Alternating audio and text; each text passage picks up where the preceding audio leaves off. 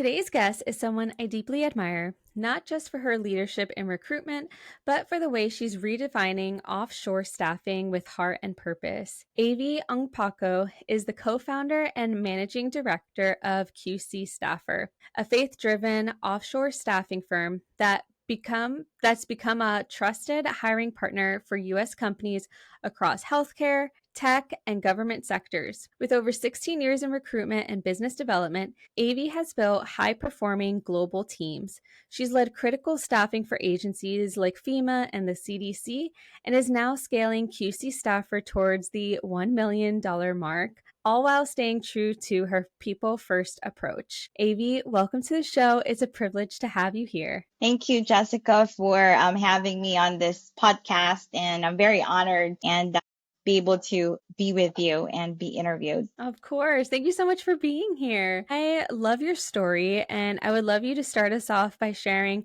a little bit about your story, how you got into recruitment, and then what led you and your co-founder husband to launch QC Staffer. Absolutely. So my background actually began in the BPO industry. And from there, I was fortunate to transition into the RPO space. And that's really where it all started. So I had the opportunity to work as an offshore recruiter for various US-based firms, supporting across different accounts such as healthcare, IT, and general industries. So I've been doing this for the past 16 to 17 years now. So over time, the clients started asking how they could hire me directly. So they sent me messages on LinkedIn, Upwork, and all those platforms. But being just one person, I couldn't accommodate everyone.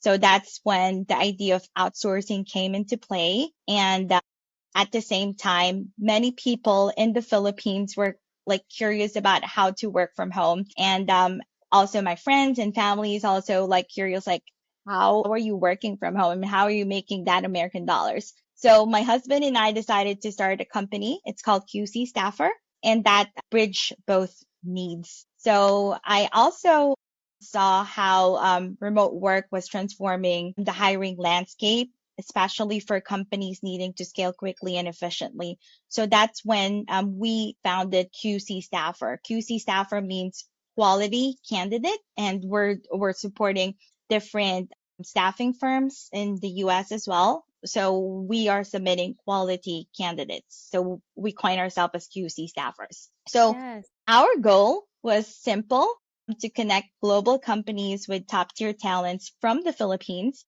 And that is all where it began as a small effort to help few companies, and now has grown through word of mouth. And here we are today. That's such an amazing journey. Congratulations on all your success. How many team members do you currently have? We're currently less than 50, so we're kind of small, but our team is mighty. So that's what we are. Absolutely, but 50 team members, that's a lot. Some other agencies, they just have maybe a handful of team members. And for listeners that may not know QC Staffer yet, can you share exactly what do you do and what makes your approach different from other offshore staffing firms? And touching a little bit on having 50 team members and their roles. Yeah, so what makes us different is our approach with our clients. So I make sure that we do have transparency. So once they jump into QC Staffer, we do have like a goal setting. We don't want to oversell ourselves to the clients. We wanted to make sure that we hit our goals right on the bat, and we stayed to our commitment to deliver quality candidates, quality staff for these clients. And yeah, so okay, I'm out of words. Oh, it's okay. So it's like you make sure that you don't overpromise and underdeliver. You make sure Mhm. maybe it's the opposite. You overdeliver and underpromise a little bit. So you're making sure that you really hit your metrics. I love that you're KPI focused, and I'm sure that also helps with the retention of your clients. Would you mind sharing a little bit about you mentioned hitting goals? What type of KPIs do you look for in your team members? So in each team members, it differs per industry. So with healthcare, we do have a goal of at least 5 placements per month, and for ITs, maybe 1 to 3.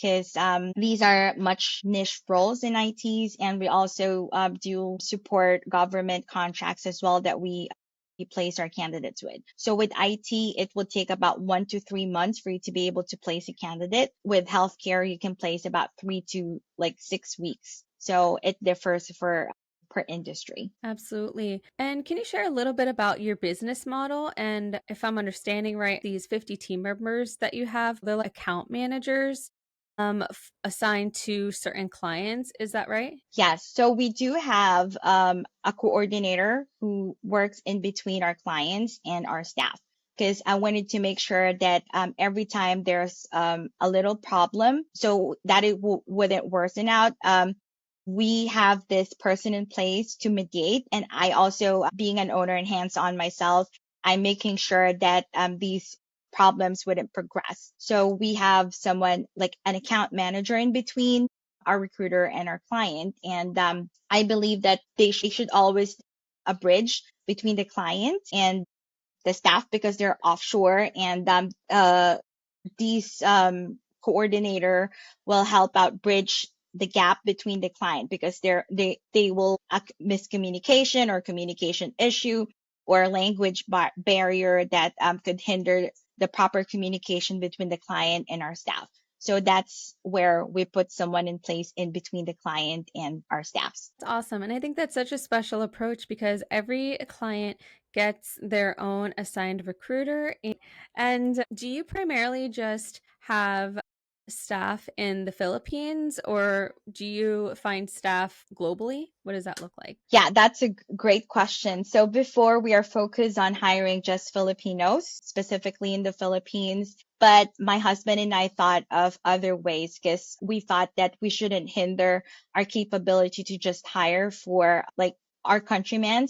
But since we're scaling up and we're turning global, we thought of hiring people or staff outside the Philippines. So we're turning global. We do have staffs now in India, Brazil, Nigeria, Pakistan, and a lot more. So it's still growing. I think I forgot the one from Peru. So yeah.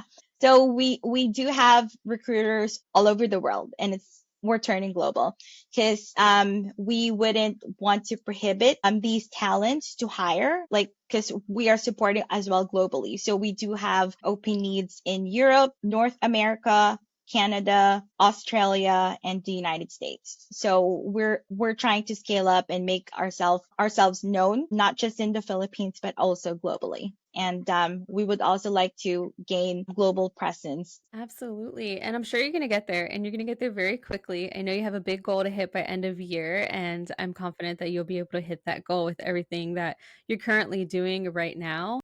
Can you speak to a little bit, for those that might not be very familiar with the Filipino work ethic?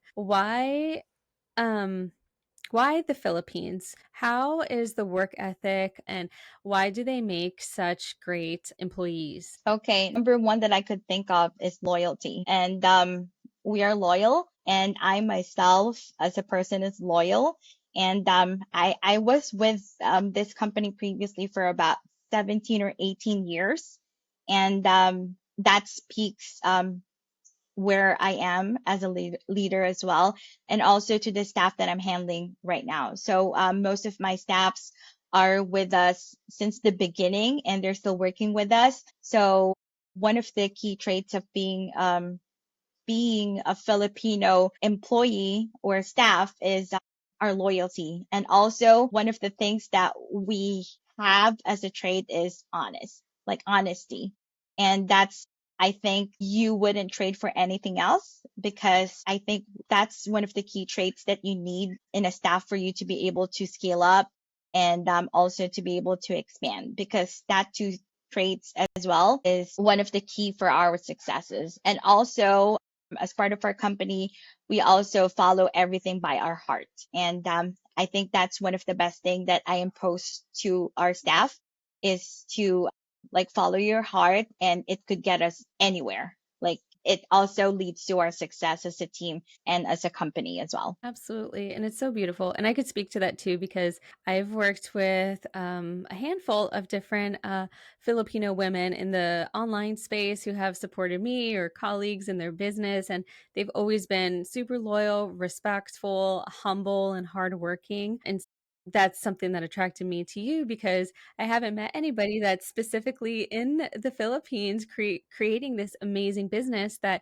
you don't just target businesses in the Philippines and you don't just have staff in the Philippines, but you are growing globally and you do support a lot of companies here in the States, including our own government and CDC and, FEMA. It's really, really exciting. How did you actually land those contracts when you did any governmental work in the States or like FEMA or the CDC? What did that process look like? Yeah, so I think it's just about plain researching and doing a lot of business development. And since I've been into the staffing industry for over 17 years now, so I do have the knowledge or the ins and outs of the industry, like where to get those clients, who to contact with.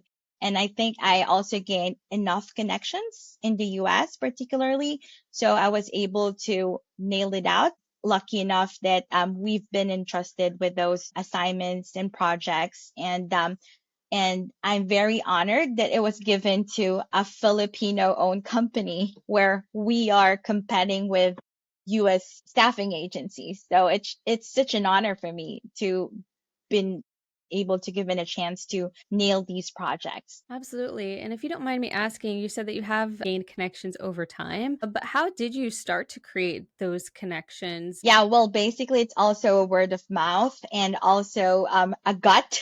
Like, you need to do your due diligence to research those companies, and you also have this courage to pinpoint those decision makers. Because believe it or not, I was able to talk to one of the top three healthcare companies in the US, and believing in what I do and what my goal is it's very honorable for me, and it's flattering that these companies are listening to me, and hopefully they will entrust me with these contracts that we have for QC staffer. Yeah, so I think it's also us being knowledgeable and expert when it comes to sourcing for leads, because that's how it boils down. So I've also been in the recruitment industry, as well as I've worked as a sourcing director for a company in the past. So I also know how to do proper lead generation, and also by the help of AI.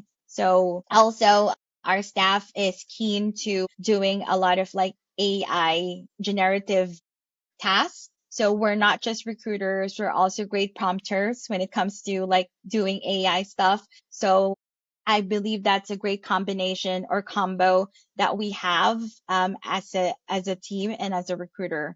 Because right now we should be like following or going with the flow of the changes in the tech industry or like recruitment industry. So Absolutely. And I love that you said that because I mean, I say this often, but I still talk to, people every week that aren't leveraging tech.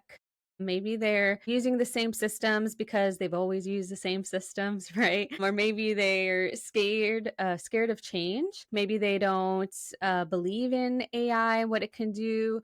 Maybe they don't understand it. Can you speak to a little bit of your systems, maybe some platforms that you're currently using? You mentioned about being really keen at lead sourcing, but also implementing AI.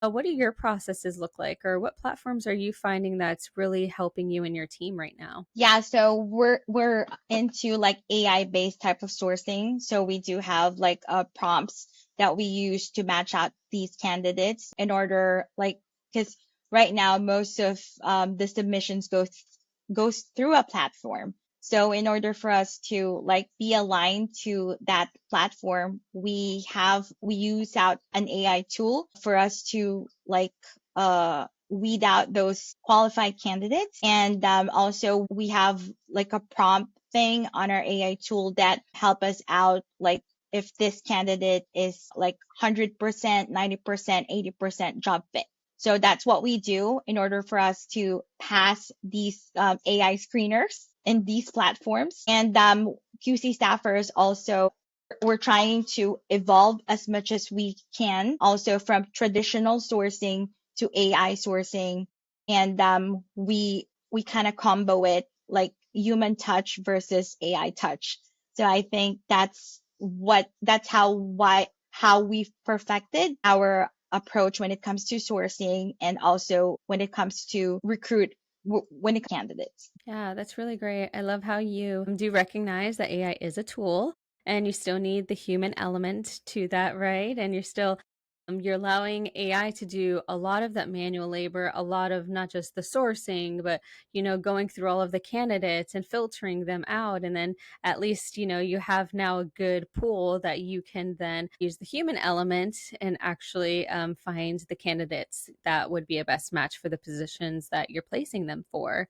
I read this article recently how a lot of companies in general, they're looking more for soft skills when hiring candidates versus more of like the hard skills. Would you say that you're seeing any types of shifts like that right now with the jobs that you're currently placing for? When it comes to soft skills, yes. And I'm also an advocate for soft skills versus skills because these soft skills aren't taught in school or anywhere else. It's innate to the staff that you're working with. And if these staffs are kind enough, diligent enough, it goes out naturally. Versus skills can be taught, but those natural skills that they have, like natural kindness, like being nice on the phone, those are the traits that are come out naturally for these staffs. And I think that's one of the things that you couldn't trade versus their technical skills. Absolutely. And I appreciate that so much because there's been so many times that I've applied for a job in the past and I didn't get it because I didn't have a certain technical skill, but I am a fast learner. And if you teach me one time, I'll learn it. I'm glad to see that the industry is headed in this direction a little bit more because if somebody is hardworking and diligent and they possess the internal traits to be able to learn the technical skills, then why not identify them as a good candidate? So I really appreciate that. What type of positions are you currently hiring for most right now? Are So right now we are supporting US clients as well as we are supporting clients. We do have two sides of the business where we submit candidates in a platform, and these are going to be assigned in the US companies. We also have the RPO role type of model where we hire for virtual assistants who do recruitment processes for US clients or global clients like in the UK, in Australia, and particularly in the US. So we do employ virtual staffs from the Philippines to the US, and we also staff candidates based in the US to work in the US clients. So that's the type of models that we do right now with QC Staffer. wow, that's really great. So you do both sides. I think I mentioned it earlier. You and your husband, you built this company together. I call that a couple powerhouse because we were talking earlier how, sometimes it doesn't always work out, working together with your partner. Can you speak to that a little bit? And what would you say inspired you to build QC Staffer? Yep. So, as I've mentioned, this company started with our passion to help other people, and help people land the jobs that they need and deserve, not just only in the Philippines, but now we're targeting globally. So, what inspired me to build this company is because initially we just wanted to help our countrymen to earn decent American dollar money. And now we're also leaning towards helping out other countries, other people in different countries in the world, because we don't want to limit ourselves to helping other people. And I think that's the company is built with passion to help out other people, as well as supporting these clients with quality and qualified candidates. What we are. Yes, that's so beautiful. And I know that you mentioned about being faith based. Can you share a little bit how you practice that God is the center of your business and all that you do? Yes, absolutely. So everything that we have right now, we honor it to God. And being in a Catholic country in the Philippines, we center our company into our belief in God that everything is possible if you put God in the center of your work or your company. And I think that's how I owe our success is with the God above. Yes, absolutely. Amen. I love that so much. Amen. I didn't know the Philippines was a Catholic centered country. That's really interesting. Yeah, I think we're the top one Catholic country in Asia, and most of us are Catholic because of our Spanish era type of thing.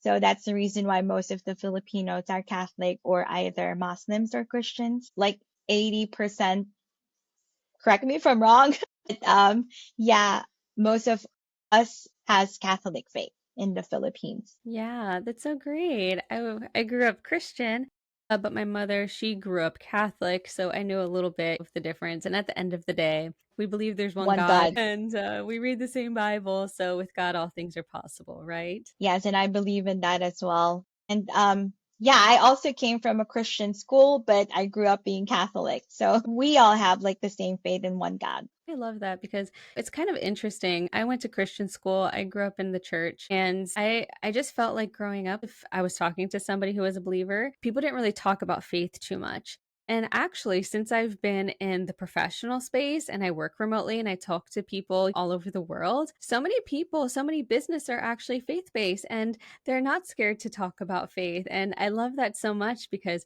when we were talking, you brought that up. And, I think it's so great that it's not something to hide. Oh, I think at a certain time, we were kind of hiding it a little bit or, not very comfortable speaking on it. But more and more, I can see that people are feeling a little bit more comfortable in the workspace, and speaking about it and making Christ the center of all that you do. So I really appreciate that and I admire that in your business as well. It's beautiful. Yeah, and then I also, me and my husband believe that when we started this company, we always tell ourselves that whenever there's an invite or like an interview, we always call out to God and honor Him as part of our company. And I truly believe that God is the one who's making our company even more successful because of our faith to God. Absolutely, absolutely keeping him first and everything else will be added to you. So that's really great. And speaking on, growing in your business, I know you're coming up, you're projected to hit 1 million US dollars by the end of this year. What would you say is your plan? Are you trying to secure a certain amount of clients or is it a certain amount of revenue that you want to secure monthly to get there? Yep. So we have a lot of plans in place, and we are also trying to venture out with different like ventures as well, like getting investors. And we're also planning towards doing a SaaS model and eventually an employer of record for platforms like I'm not sure if you're familiar with multiplier, so what they do. So that's what we're also leaning towards too. So we are also planning to get more presence in the Philippines as well to be an employer of record for different companies in the States and eventually venturing out here in the Philippines. So that's where we see the future heading for QC Staffer. That's awesome. I'm familiar with SaaS, but are you saying that you want to create a platform where applicants can apply and then Yes. you would So grab they them can right from apply. there? Yes, they will apply to our website so that we can submit them straight away to these clients that we have. So that's what we're turning into QC Staffer. That's really exciting. And do you have an idea of when you want to launch that? Well, crossing fingers, we're talking to some investors and they're planning to visit the Philippines by next month. So hopefully it would come into fruition because what we're planning is we have this SaaS model, so they're going to be applying and we're going to be incorporating AI tools. So that's making our lives easier. also help us to scale up more in both US and the Philippines market. Yes, that's so exciting. I love that you decided to go the investor route. For anybody who's listening who might not have considered that and wants to grow or scale their business, can you speak to that a little bit of what that process was like? How did you find these investors or approach them? Yeah, well, I wasn't intending to like approach them. I just had this person approach me, luckily on LinkedIn, and then she saw my profile that it looks intriguing, just like how you guys came up to me. So, I talked to that person, and then she said that we have a lot of things in common and we share the same vision, and then I shared what I have in mind in order for us to scale up as a company. But the only thing that we're hindering us right now is the funds. So that person said that they could invest, and they will visit us in person in the Philippines, and hopefully we are able to visit them as well in the US soon, because we're also planning and promoting our company in these conventions, expos, and stuff. So we're really leaning towards to scaling up this year. So that's our primary goal. Absolutely. What type of conventions or expos do you usually go to? And are they just in the Philippines or international? Yeah, so we're planning to go to staffing conferences in the US, and we're also planning to put up like conferences here in the Philippines to acquire, let's say, VAs, so that we can have like a one conference of virtual assistants who are interested to go to the US, and also getting more clients by attending conferences in the US representing QC staffer. Yay. I love that you're doing like all of the different routes. Well, if you're ever in Virginia, I'm in Virginia. So if you're ever over here, you definitely have to let me know. Definitely, and I am very honored to meet you in person. Yes, me too. That would be so fun. Yeah. For anybody listening, trying to get to a goal of $1 million, I know that you have your investors, but have you found like any, I don't know, have there been any challenges for you along the way that have kind of, stopped you from being able to scale your business? And can you speak to maybe how you've overcome those with some insight or tips? Yeah, so challenges come and go. And right now, I think first, relationship between you and your client still matter, even in the digital world, whether it's client or your contractor or your staff, building trust is everything. And second is building system early is also like a strong yes, because it's tempting to just hustle and wing it. The faster you create repeatable processes, the faster you scale. And third, I think you need to stay flexible, because what worked maybe in 6 months ago might not work tomorrow. So tech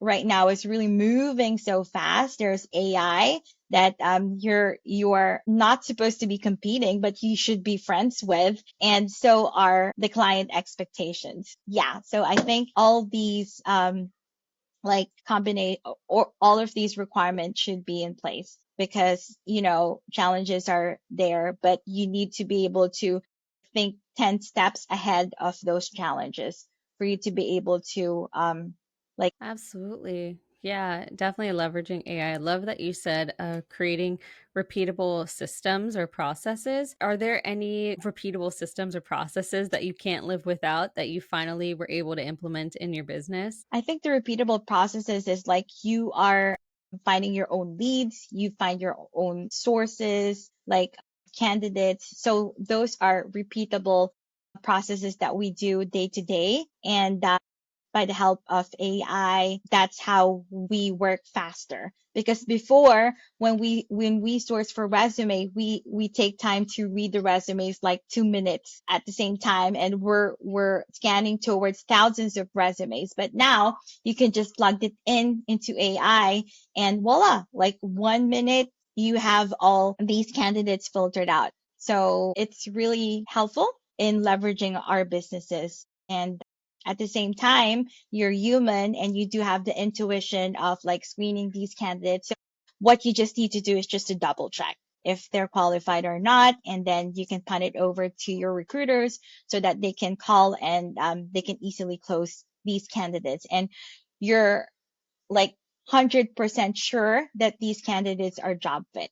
Hmm. So it's really helpful. Yeah, absolutely. And it sounds like you have, everything in place, for the day to day of the business. And I'm sure that makes it really easy to train and retain your staff as well, because you figured it out, you've systematized it, and now you can, train others on it as well. If you could solve one major challenge in business right now, what would you say that would be? One major challenges right now, I think communication gap, because that's the reason why we do have coordinators in place, and also making myself available 24/7 for these clients, because I think communication is very important, because we're working offshore, and the clients are based in the US. So there's a lot of gaps happening in between. So I think that's one of the things that we need to prioritize when it Yeah. comes to like building or maintaining our company. Yeah, definitely. And as we're wrapping up today, can you share a little bit about what does your day to day look like? Because you just mentioned about being available for clients 24/7. You're in the Philippines, so you're 12 hours from me, and it's like 2 a.m. your time, and you live off of, you work off of US time. What does your day to day look like? My day to day look like is pretty much busy all the time. I am always on a Zoom call or Teams call with the clients. And I'm also very hands on via chat with my staff, because I always want to make myself available, because you never know what's happened in between. So, and also I wanted to ensure to the clients that we're here to help out, and that's the reason why I'm very hands on with my business, because I want to fill every gaps that we have as a company. Absolutely. And I can totally relate being, on pretty much online throughout the day. I mean, I use Slack as my internal communication Communication. tool. And I'm like, I have Slack on my phone. I mean, it's pretty, I should probably implement some like work-life balance, but like, if I'm not doing anything that requires too much time and I have my phone, I'll answer, a Slack message, or I'll check and make sure I didn't miss anything. And, it's the first thing in the day, in the beginning of the day, at the end of the day, and then in between all your calls, trying to make sure that that communication is always there. Your clients know that they're heard, and you're there for them. So I can appreciate the communication element. And I can also see a little bit of an opportunity there too, because I mean, you don't think you have a big team, but 50 team members, that's a lot. That's a lot of people to manage. I just have a couple of team members for myself, and gosh, 50 team members. I can imagine the amount of communication that you need to have, and you're delivering this very high level of quality work for your clients. So you want to make sure that everybody's on the same page, and the clients are being heard. So I can definitely appreciate that too. Well, Avi, this has been such a fun conversation. I thank you so much for being here, and for sharing your journey with us, and sharing a little bit about what an offshore recruiting agency looks like in the day to day. I think you've not only inspired me, but I'm sure you've inspired our listeners, pursue connecting with you, wanting to learn more about you. Your values have stood with me. I love your God first approach. Would you mind sharing where our listeners can connect with you, or maybe look at your website or anything like that if they wanted to get some more information about QC Staffer? Absolutely. So you can visit us at www.qcstaffer.com, or you can connect with me on LinkedIn. You can search by my name, Avi Ongpauco, and we are always open to partnership, client inquiries, or just chatting about remote hiring. Absolutely. Well, thank you so much for being here. Your story of faith, leadership, and impact is going to resonate with so many people, and I can't wait to share this episode. Thank you, Avi. Thank you. It's such an honor. And until next time, thank you all for tuning in, and we'll check in next time on Systems That Sell. Have a great day.